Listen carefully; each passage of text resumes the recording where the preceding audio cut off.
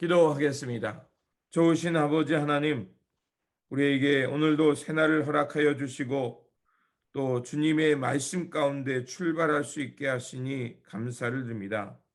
주님, 이 하루하루가 우리에게 소중한 날임을 기억하게 하여 주시고 이 시간을 통해서 하나님께서 기뻐 받으시는 진정한 살아있는 예배와 또 주님께서 원하시는 진정한 삶을 채워갈 수 있는 이 날이 되게 하여 주시옵소서. 그래서 아버지 하나님, 우리가 이 땅의 삶을 마치고 주님 앞에 섰을 때 부끄러움 없는 삶 되게 하시고 우리를 통해서 하나님께서 이루고자 하셨던 그 하나님 나라의 많은 열매가 풍성히 맺어지는 우리의 삶의 자리가 되게 하여 주시옵소서. 우리 구주 예수 그리스도 이름으로 기도드립니다. 아멘. 오늘 우리에게 주신 말씀은 아모스 3장에서 4장입니다. 본문 읽기는 4장 1절에서 9절, 12절에서 13절입니다. 사마리아의 산에 있는 바산의 암소들아, 이 말을 들으라. 너희는 힘없는 자를 학대하며 가난한 자를 압제하며 가장에 이르기를 술을 가져다가 우리로 마시게 하라 하는도다.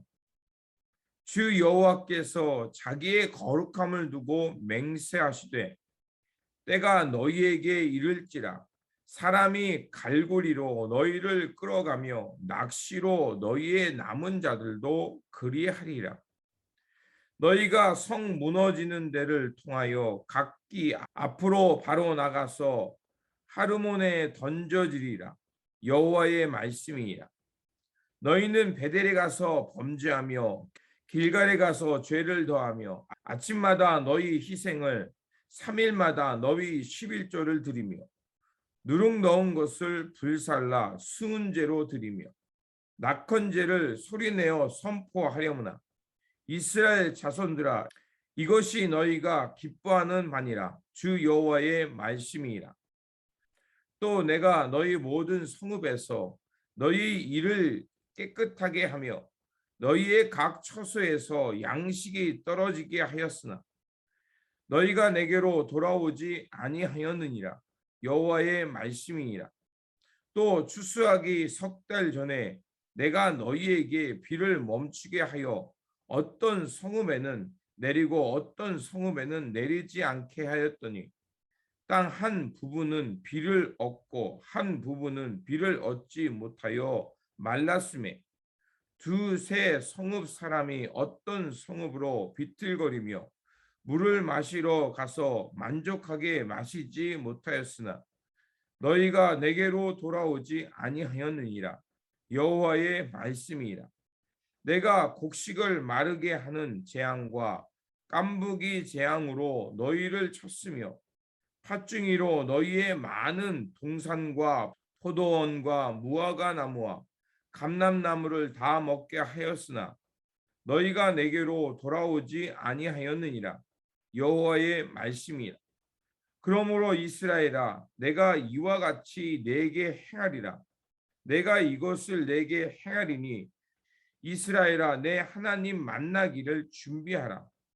보라, 산들을 지으며 바람을 창조하며 자기 뜻을 사람에게 보이며 아침을 어둡게 하며 땅의 높은 데를 밟는 이는 그의 이름이 만군의 하나님 여호와시니라. 아멘. 3장은 타락한 이스라엘 향한 하나님의 심판의 말씀이고 4장은 회개하지 않는 이스라엘의 죄를 지적하는 말씀입니다. 3장에서 아모스 선지자는 북이스라엘의 그 심판이 임할 수밖에 없는 그 이유를 몇 가지 메시지로 언급하고 있습니다. 택함을 받아 은혜를 입었음에도 불구하고 그 은혜를 보답하지 못하는 이스라엘을 지적하고 있는 것입니다. 이스라엘 백성들은 하나님과 특별한 언약을 맺은 백성들입니다. 그 언약을 맺었다는 것은 이제 그들이 세상의 논리가 아니라 바로 하나님의 말씀, 하나님의 거룩한 뜻을 자신들의 삶에 중심으로 잡고 살아가겠다는 것을 말하는 것입니다. 그것은 이제 주님의 언약을 지키며 그 책임과 의무를 다하겠다는 것입니다. 그런데 북이스라엘과 남유다는 그렇게 하지 못했습니다. 그래서 아모스는 그 하나님께서 이스라엘 땅을 심판할 수밖에 없는 필연성을 얘기하고 있습니다. 그래서 9가지 질문을 던집니다. 두 사람이 약속했기에 모이는 것, 덫을 놓았기에 그것이 사람을 잡는 것, 또 파수꾼이 부는 비상나팔, 또 예언자가 예언을 할 수밖에 없는 상황, 또 사자들이 울음소리를 내며 그 먹을 자를 찾는 소리, 이런 것을 통해서 하나님께서 이제 이스라엘 땅을 심판할 수밖에 없는 그것을 말을 하고 있습니다. 그래서 이러한 질문들은 바로 하나님께서 이스라엘 땅을 심판하는 하나님의 정당성을 드러내는 말이었습니다. 그래서 하나님은 이스라엘 땅을 멸망하시면서 블레셋의 아스돗 궁전과 애굽의 궁전 지붕에서 선포하라고 말합니다. 이 말은 그 당시에 가장 화려하고 가장 막강한 나라를 자랑하던 그 블레셋과 애굽 궁전, 그것들이 멸망당하는 것처럼 이제 이스라엘이 그래서 수치당하는 것이 만방에 알려지게 될 것임을 말하고 있는 것입니다. 그리고 4장은 하나님의 택함을 받은 그 백성들이 은혜를 저버렸을 때 그로 인한 그들에게 임할 심판의 내용, 그것들을 말하고 있습니다. 본문에서 아모스는 그들의 죄악을 일일이 언급하고 있습니다.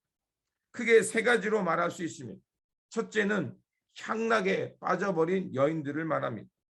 향락에 빠져서 가난한 자를 학대하고 궁핍한 자를 짓밟았습니다. 그리고 자신들의 남편들에게 더 많은 술을 가져오라고 요청합니다. 둘째로 형식적인 예배입니다. 형식적인 예배는 베델과 길갈에 나아가서 하나님 앞에 예배하고 예물을 드리지만 그들의 모습 속에는 하나님의 언약을 지키며 살아가는 순종의 모습은 빠져 있었습니다. 셋째로 하나님께서 여러 가지 재앙들을 통해 그들이 돌아오라고 말씀하고 있지만 그들은 여전히 돌아가지 않고 형식적이고 위선적이고 특권의식에 빠져 있었던 것입니다. 그렇게 하나님은 그 이스라엘 백성, 특별히 북이스라엘을 강력한 그 나라를 통해서 심판할 수밖에 없는, 그래서 마치 갈고리로 물고리를 저 물속에서 끄집어내서 무태 나와 가져오는 것처럼 이런 심판을 할 수밖에 없음을 말하는 것입니다. 그런데 하나님께서 아모스 선지자를 통해 그들의 죄악을 지적한 것들을 보면 그들은 겉으로 잘 드러나지 않는 그 내면의 잘못이었습니다. 그들은 겉으로는 하나님 앞에 화려한 제사를 드리고 그리고 자신들은 화려한 치장을 통해서 하나님의 복을 받았다라고 얘기를 하지만 그러나 그 내면 속에는 결코 하나님이 용서할 수 없는 크나큰 죄를 짓고 있었습니다. 예수님께서도 공생의 기간 동안 가장 많은 비판과 하나님으로부터, 예수님으로부터 큰 저주를 받았던 그룹이 있습니다.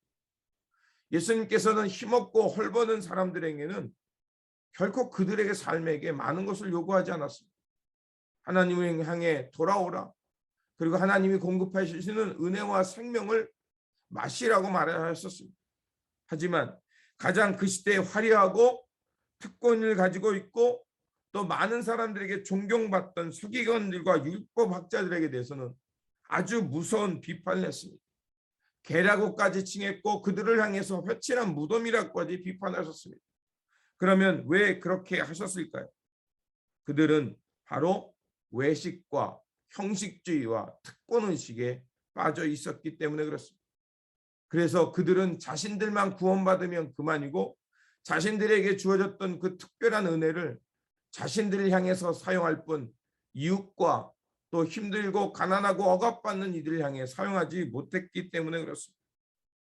신앙생활을 오래 하고 많은 사람으로부터 존경받게 되면 어느덧 우리도 모르게 이중성과 기득권의식에 빠질 수 있다는 것입니다. 그렇게 위선적인 신앙이 되지 않도록 우리는 깨어 있어야 합니다. 그리고 말씀이라는 거울 앞에 늘 나를 세우는 것을 게을리해서는 안 됩니다. 이 말은 즉 내 내면을 성찰하며 우리의 죄성을 하나님 앞에서 그 뼈저리는 뼈를 깎는 노력으로 죄성을 걷어내야 한다는 것입니다. 작은 것 하나 내 내면에서 피어나는 그 죄성들, 끊임없이 하나님을 거부하려는, 그리고 나 의식, 내 중심, 나를 높이고자 하는 욕망, 왜곡된 그런 자아의 모습을 비워내어야 합니다. 비워낼 때 새로운 것이 우리 안에 채워집니다. 그래야 우리가 주님 안에서 그렇게 자꾸 비워내고 비워낼 때 하나님은 성령님을 통해서 우리에게 새 마음과 새 영을 담아 주실 것입니다. 그래야 위선적이고 형식적인 타락한 신앙에서 벗어나 참된 신앙인으로 살아갈 수 있는 것입니다. 그러므로 우리의 내면, 우리의 중심을 보시는 하나님을 기억하면서 늘 말씀과 주님의 십자가 앞에 나아가 내 안에 있는 죄성, 왜곡된 자아, 타락한 욕망, 이런 것들을 다 비워내시기를 부탁을 드립니다. 우리가 이렇게 작고 비워내야 하나님은 성령님을 통해 우리에게 새 영, 새 마음을 주실 것입니다. 이렇게 주님 안에서 새 영, 새 마음을 얻어서 언제 어디서나 성실하고 정직한 그리스도인으로 하나님이 보시기에 합당한 그 삶의 열매를 맺으며 살아가는 그런 성도님들, 예배자 되시기를 주님의 이름으로 축원드립니다. 기도하겠습니다. 참 좋으신 아버지 하나님, 다시 한번 하나님께서 그 아모스의 말씀을 통해서 우리로 하여금 형식적이고 타락하고 또 왜곡된 그 신앙의 모습을 볼 수 있게 하시니 감사를 드립니다. 주님, 이 말씀을 통해서 다시 한번 우리의 모습을 성찰하게 하여 주시고 우리 안에 있는 그 숨겨진 죄성과 타락한 자아와 잘못된 욕망들을 주님 고쳐나갈 수 있도록 도와주시옵소서.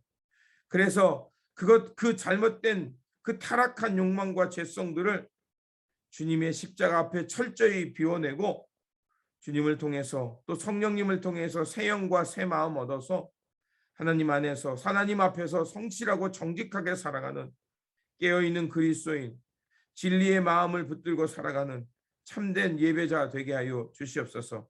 오늘도 주님께서 새 영 새 마음으로 붙들어 주실 것을 믿으며 우리 구주 예수 그리스도의 이름으로 기도드립니다.